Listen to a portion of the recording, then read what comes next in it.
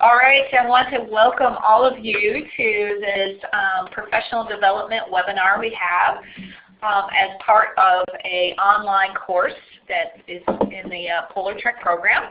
Today we are pleased to have teacher and alumni of PolarTREC, Brian DuBay, and he will be talking about bringing his trans-Antarctic expedition into the classroom. And he has a lot of really cool tips and things that he wants to share about bringing these polar expeditions or just science into the classroom and how it could be more accessible to you.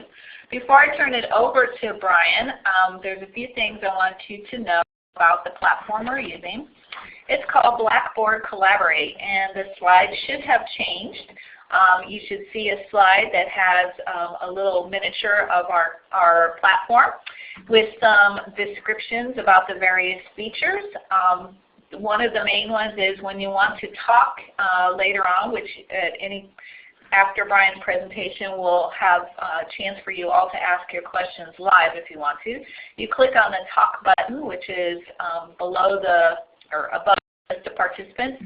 You click on that talk button once to open up your mic, and then it's very important when you're done talking to click on it again to close your mic, and then we can turn it over to the presenter.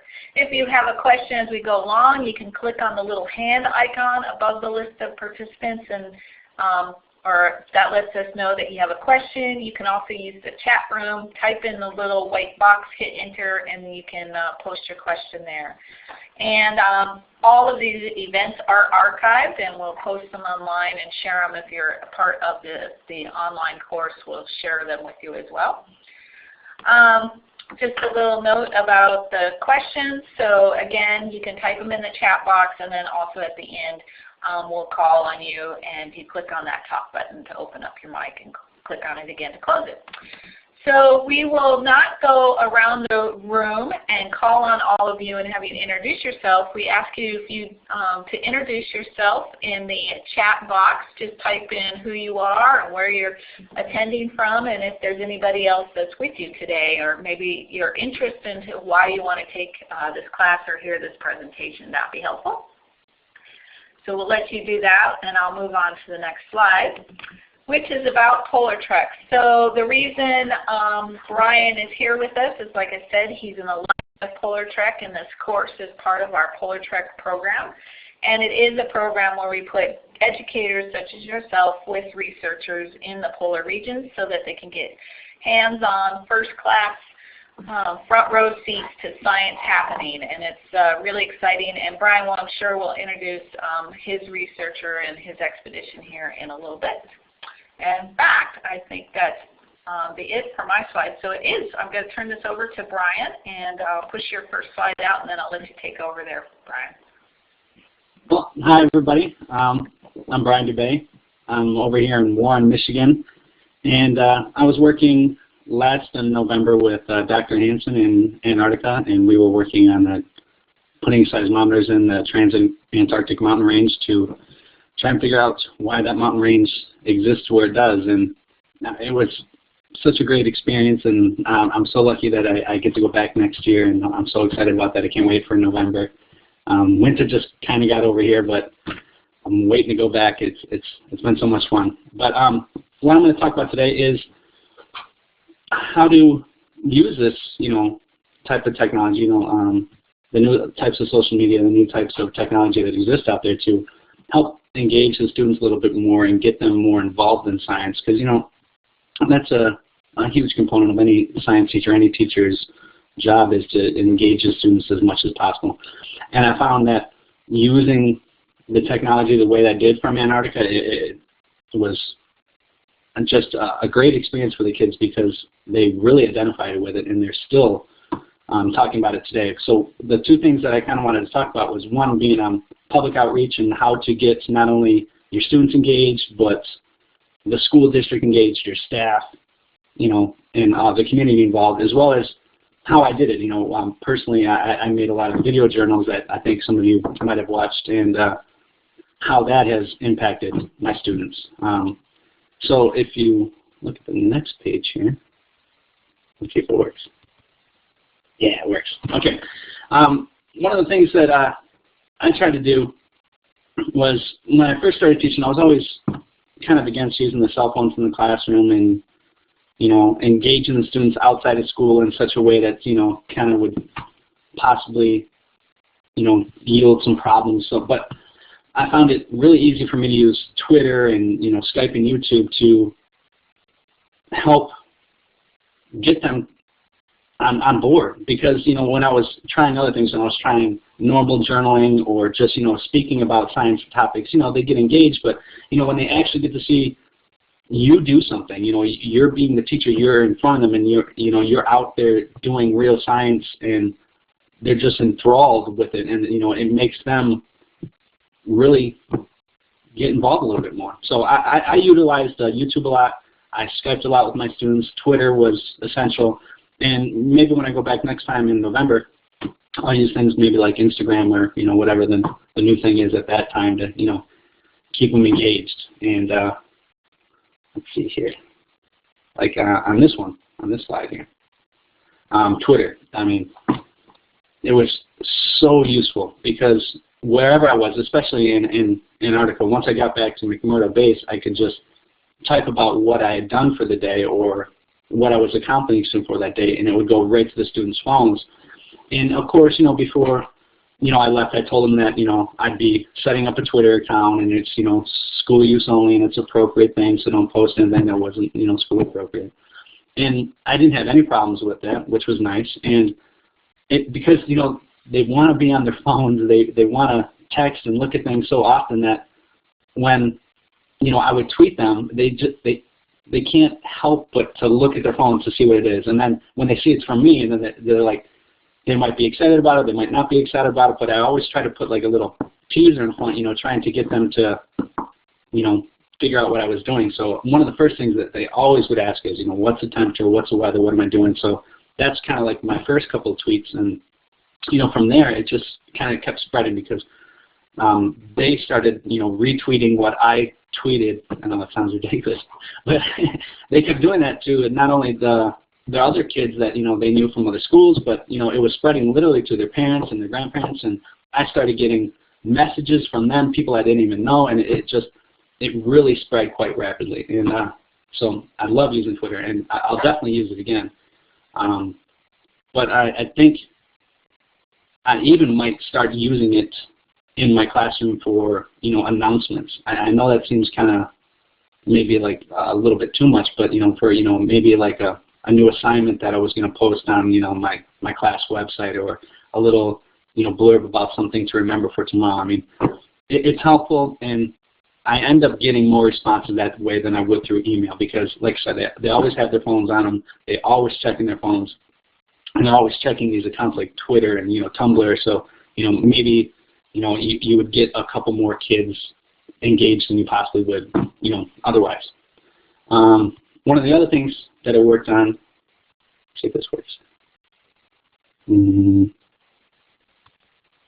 There we go. All right. Was Skype. And you would think that being in Antarctica, the connection wouldn't be that great, but it was surprisingly, you know, fast. And so I was literally able to Skype in pretty much real time without much of a delay. But as you can see in this picture, I mean, my students just lost it.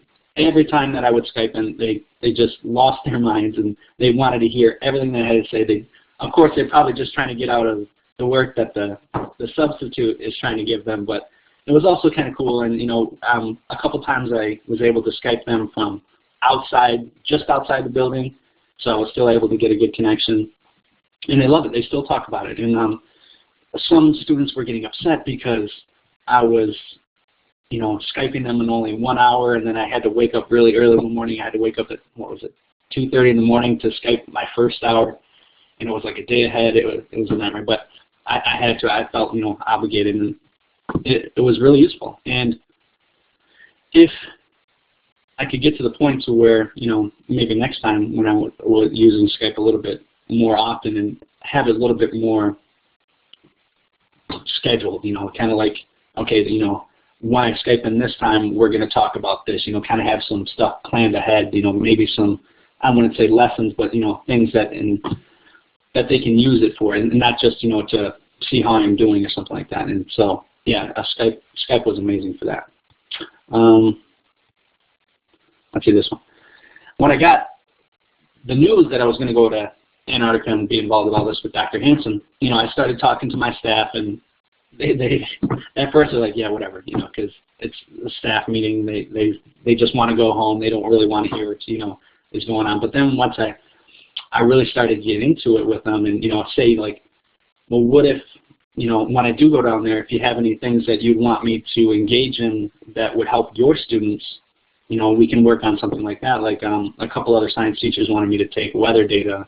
Some history classes wanted me to start working on, you know, the history of McMurdo and what that was about. And so, you know, I got a lot of feedback from that.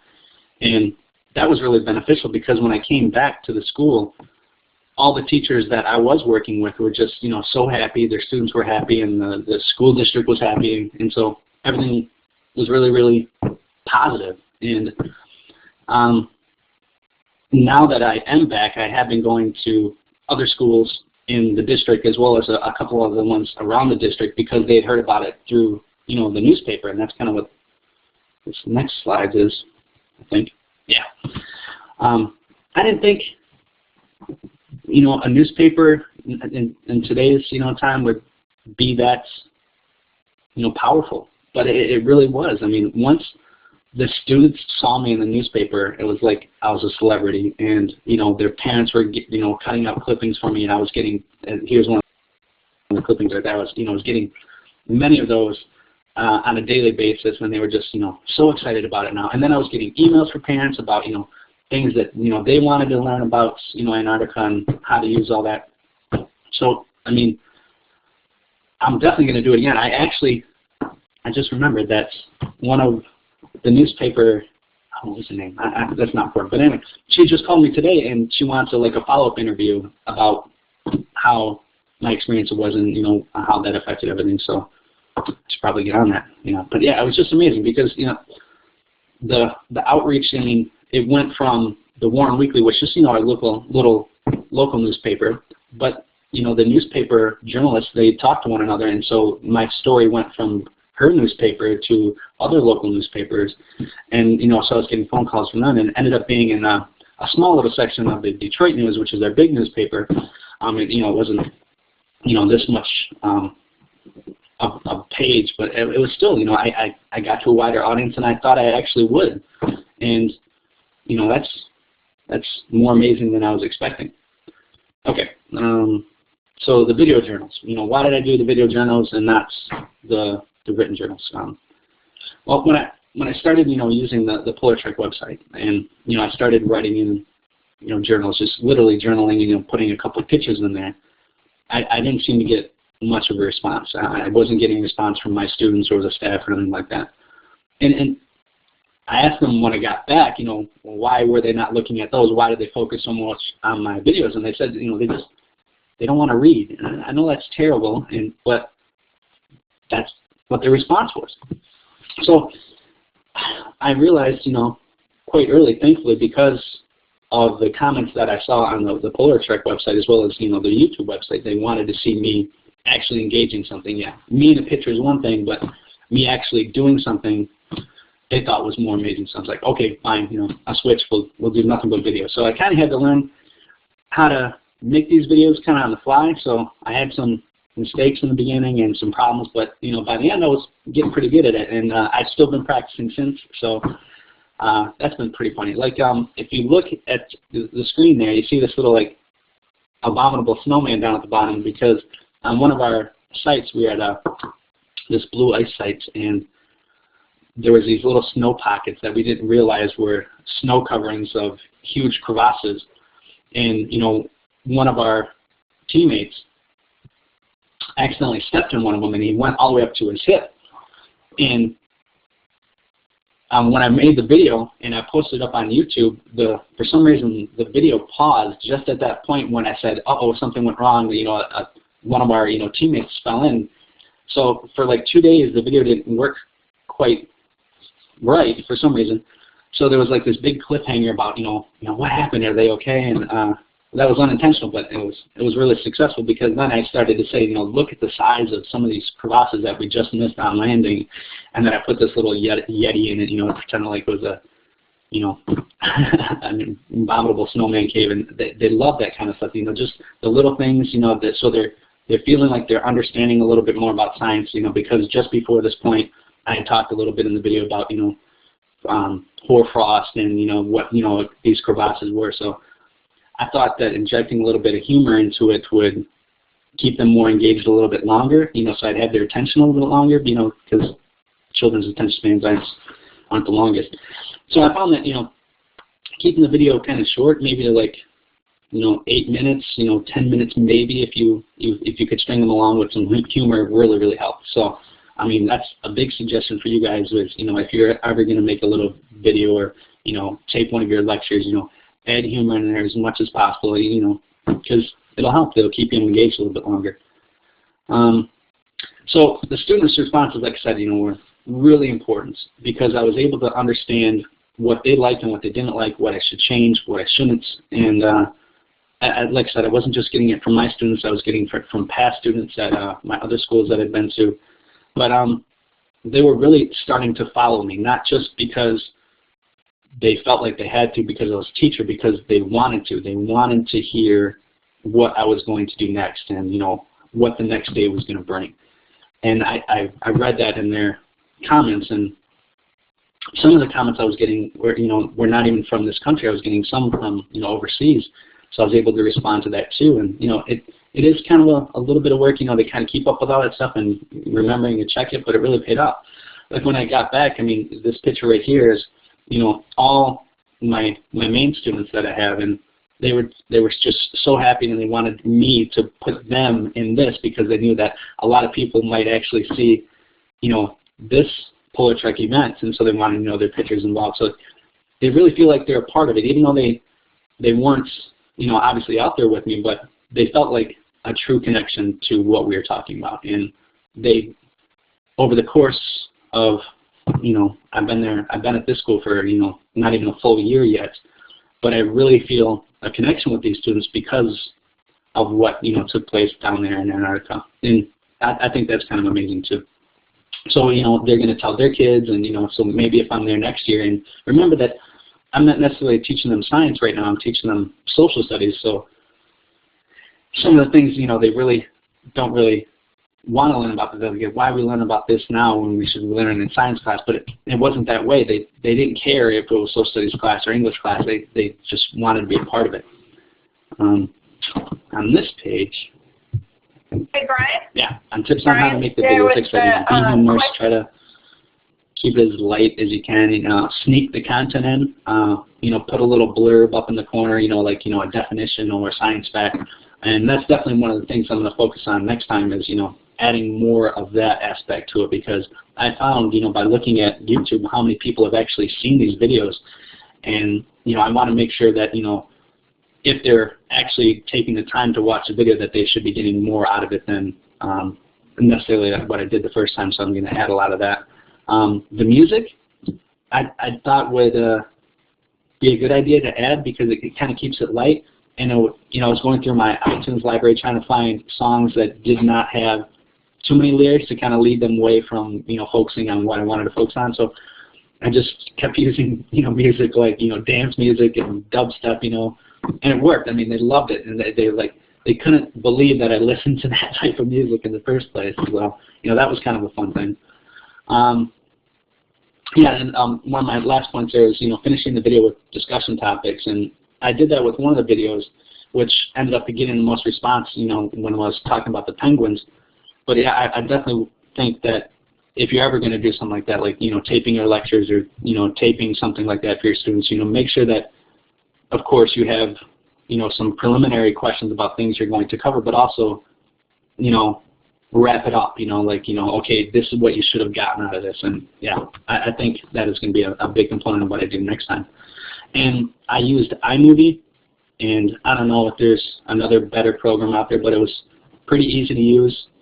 Like I said, I didn't have any real formal training on it, but just playing around with it for a couple hours, I was able to figure out how to make a pretty decent movie that I thought. So I was kind of happy with that.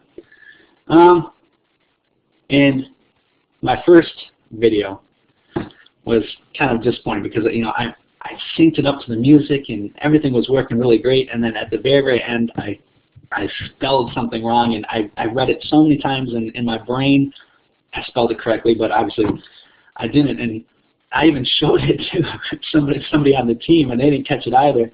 So I guess my big suggestion here is, like, you know, if you are going to make a video, just have as many people as you can check it before you post it, because I mean, it is kind of embarrassing that, you know, oh my God, you know, I spelled some easy word incorrectly.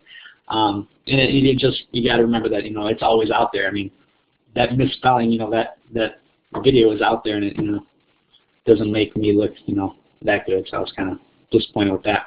But like I said, you know, once I got back, very, very excited.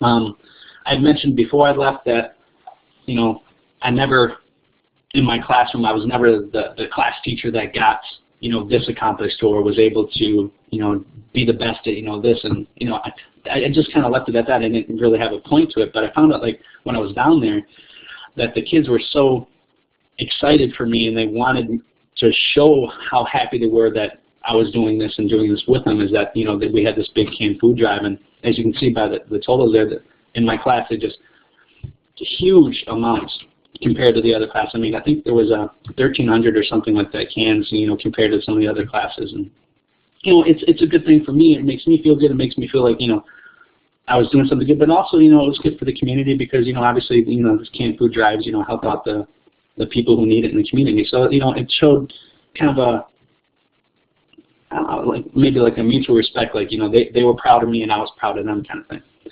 And this is just amazing. At that same blue ice site, I saw this cool mountain in the distance, and you know, I was looking on the charts and it didn't have a name, and I was like, oh, cool, you know, I'm going to claim this as, you know, Mount DuBay.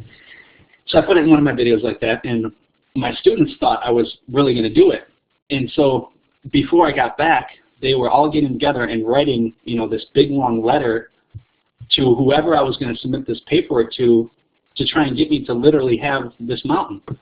So when I got back in, you know, they're saying, you know, we know you're trying to claim this mountain, so, you know, we wrote you this big letter so you can, you know, submit it to you know, the USGS, and maybe they'll take you more seriously. Now, I was just aghast. I couldn't believe that they would take the time, you know, to do something like that for me. And so I submitted the paperwork, you know, I submitted the letter, and they got back to me 2 weeks ago, and they said, it looks really good, and everything that I submitted was right. So, I mean, I might literally have a mountain in Antarctica named after me, and it's just unbelievable. So, really excited about that. So, you know, was everything worth it? Of course it was. It was such a success to me because they always keep bringing it up. And like I said, you know, I'm teaching, you know, history most of the time, so it doesn't matter what hour it is, you know, they're always bringing about something like, you know, oh, do you remember when you did this, or do you remember that, or do you remember how cold it was that day? And I'm like, yeah, I remember it. And so I ask them questions every once in a while, like, do you remember, you know,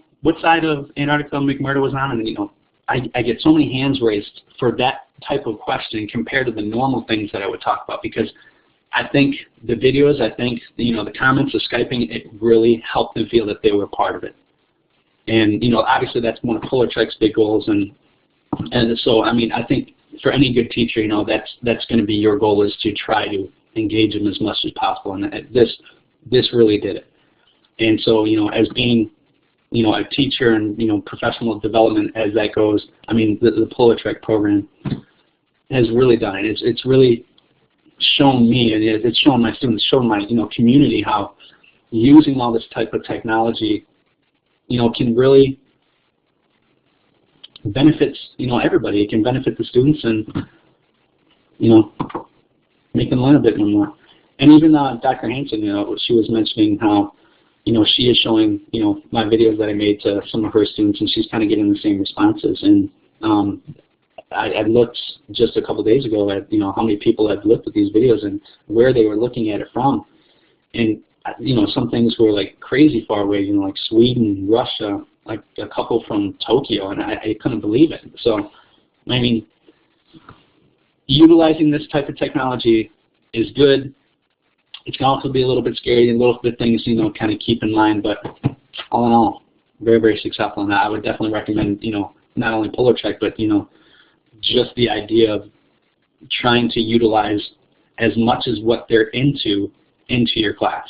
Because if they're already engaged in something and you take that and you're able to bring more content to them through the media that they're using, they don't even feel like they're learning. They just feel like, you're talking to them. And so it's kind of tricky, but, as teachers, we got to do whatever we can to make them remember this stuff, right? So I think it was amazing. So any questions, I guess, now, right? Am I done? I don't know. What do I do? Should I stop talking? I'll stop talking. Okay, can you hear us? Brian, can you hear us? Yes, I can hear you. Okay, we were cheering for you. Did you hear us cheer? We're so excited about your mountain. Go ahead. Okay, so I'm going to take off in a moment, and Sarah's going to take over. But Brian, while you were talking, we were very excited about Mount DuBay. That is just so cool, and it's got a nice ring to it, I must say, as well. There were some questions that came up in the chat, and then we'll go to anybody that has live questions. But from Lucy. And Lucy may need to clarify this because this was a while ago. She's asked, how were your students responding via email, ? And I actually can't remember at what point this came up, but that was one question. And then Julia wants to know what kind of simple camera would you use or would you get?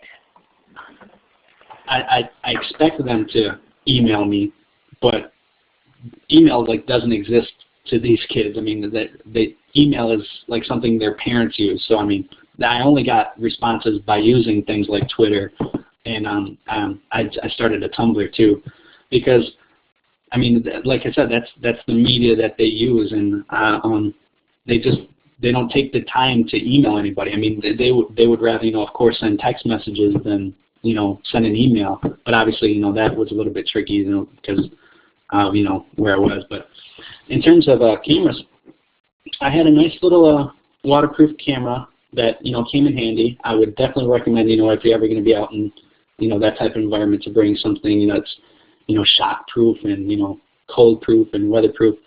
But I did have some issues with the quality of the pictures that were coming out, and so definitely when I go back next time, I'm going to take my big digital SLR for when I am in a good environment to actually use that, when I can get some really nice pictures. But then when I'm really out in the roughing it, like when it's negative 80 and you're outside, I would use a little point and shoot one. But yeah, and the same thing too with the video. I had a nice little camcorder about this big, had a good zoom on it, and that worked pretty flawlessly. So I'll definitely bring that thing back. But it all depends on what kind of pictures you want to take. If you want really amazing pictures, you're going to need a really amazing camera, something with a big aperture, a big lens on that thing. Not necessarily for zoom, just to let enough light in, because especially in Antarctica, everything is so bright that you need that. You need that size of an opening in your camera to be able to kind of dim some of that so it looks how you see it, not necessarily how your camera sees it. And that's kind of cool too, because I found a lot of my pictures with the little camera didn't look as real as the pictures through that big camera. Good. Thanks, Brian. And actually what we'll do is go to Justin. He has his hand up. So Justin, go ahead and use the talk button to speak. Hey, Brian. I was just wondering if you could talk a little bit about the time commitment that it took to produce all of the your communications online each day. Balancing that and working with the researchers. I was wondering what kind of total time that took up. A lot more than I was expecting, because what I was told with McMurdo Base is it's kind of like you have a cable line for your internet, but you're sharing that one cable line with the 1,000 people that are there.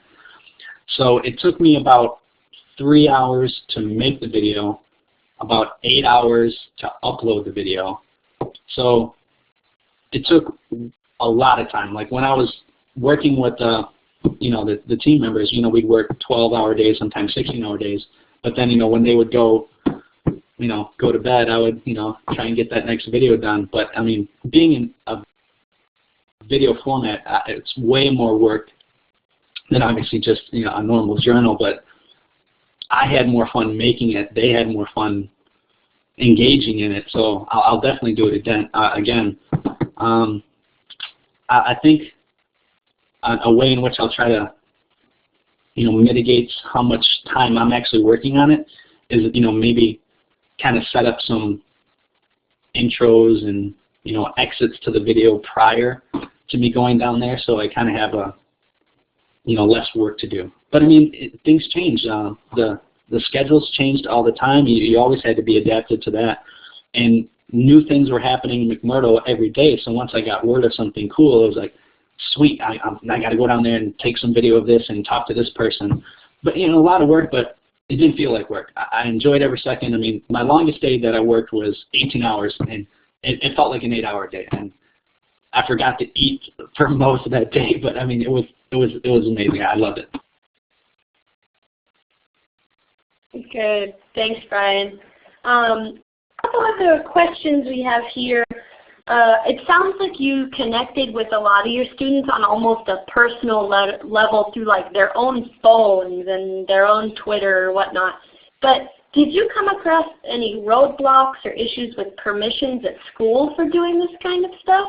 Or did you come across any other teachers who were like, I don't know how to do any of this, and did you have to teach them? What was that like, helping others through this, or any roadblocks? Yeah, that was a big problem at my school.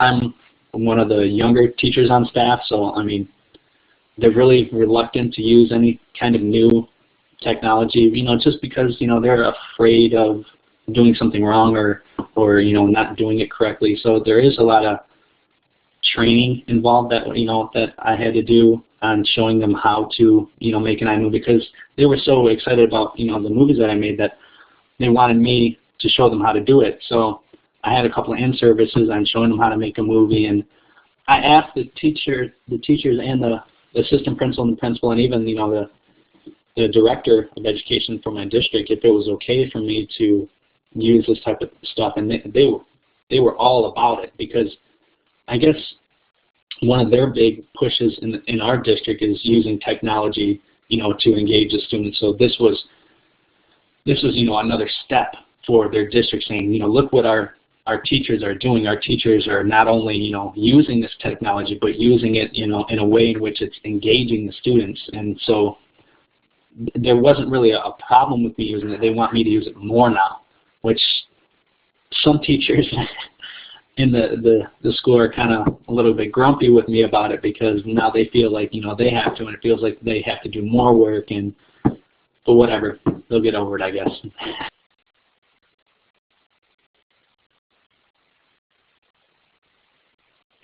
All right, thanks, Brian. I know it's kind of tough. We all have things to learn from one another, let's say.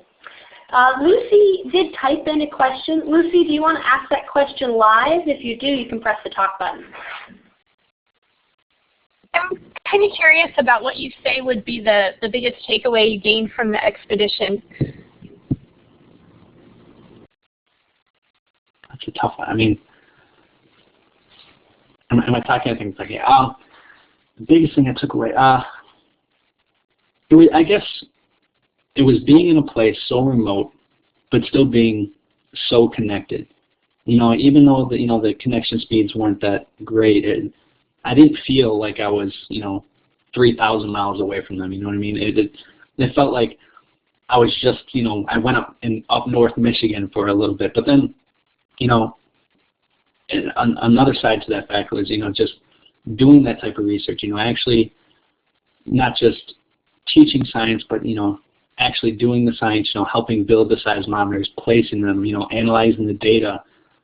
It makes me feel more a part of it, and they feel that from me, not just the students but the staff, and so they can't help but want to get on board with me with that. They see how passionate I've become about this type of using this type of technology and how it can really help the class at it's kind of contagious. I think they really want to do the same. Right. Go ahead, Justin. Hey again, Brian. So I guess I'm just wondering, in no way to suggest that this wasn't the most amazing adventure ever, but was there anything that you felt like you were missing in terms of working with your students actually one-on-one in person during the time that you were gone? And that, was there anything that you wish you could have been able to do remotely that you weren't able to do because you weren't back home?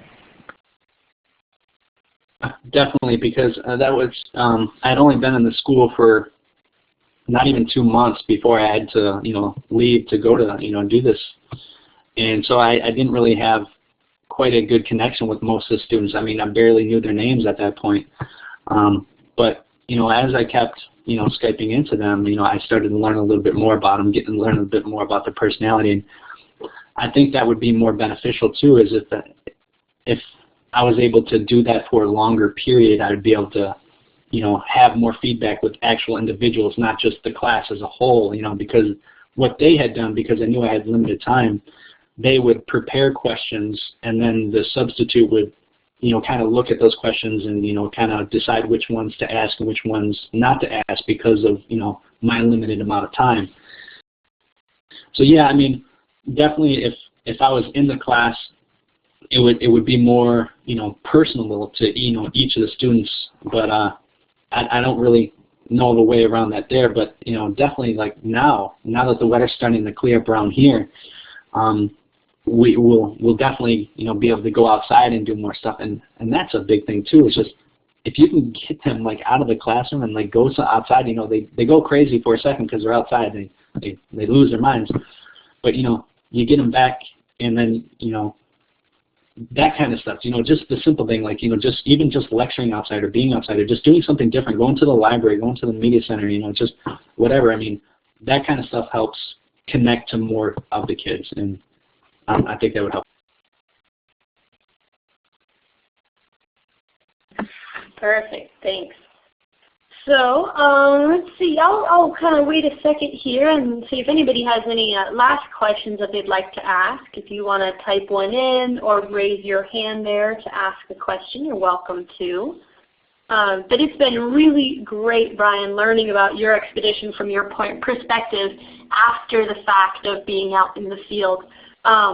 I was typing into the chat box for a second there with Alicia, who is heading out to the Arctic this summer with PolarTREC, and saying that her whole new class of PolarTREC teachers should totally hear this presentation.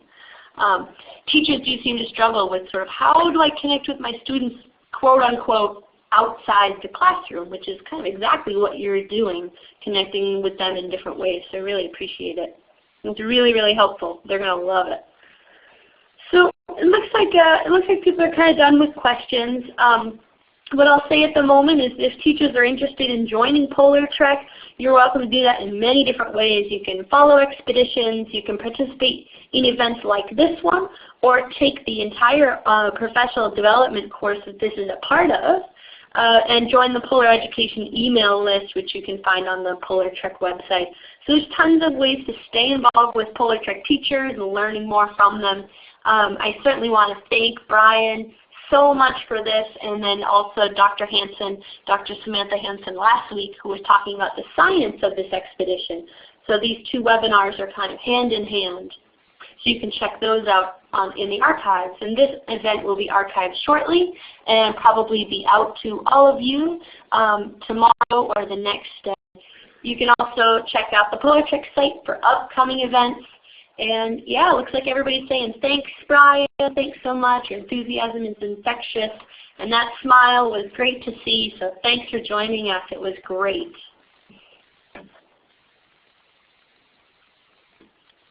All right, yeah, have a great afternoon or evening everybody, and we'll talk to you next time. Take care. Bye Brian. Thanks.